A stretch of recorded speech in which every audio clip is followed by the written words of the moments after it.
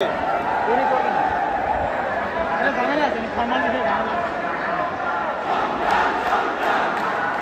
যে আপনার ছাত্ররা আন্দোলন করলো আমরা দেখব ছাত্রদের পাশে আন্দোলন করলো বেশি যদি স্টুডেন্ট না হতো আমরা বলবো করতে হবে কারণ অনেক স্টুডেন্ট দিনের বেলায়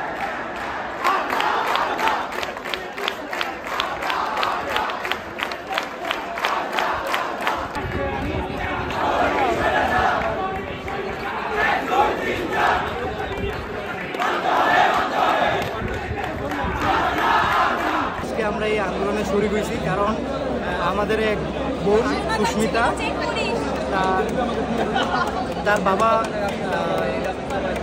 মারা গিয়েছে এবং সে মিড পরীক্ষার জন্য স্যারের কাছে মেকআপ মিডের জন্য আবেদন করলে স্যার তাকে ইমপ্রুভমেন্টের কথা বলে।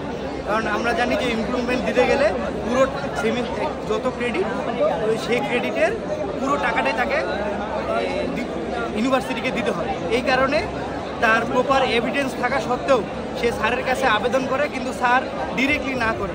এই কারণে তার প্রতি যে একটা বৈষম্য এবং তার স্যারের যে এক মানে মানবিকতা দেখাই নেই তার প্রতি, এবং আমাদের অথরিটি তার প্রতি কোনো সহমর্মিতা দেখায়নি। এই কারণে আমরা আমাদের ভার্সিটির সকল স্টুডেন্ট মিলে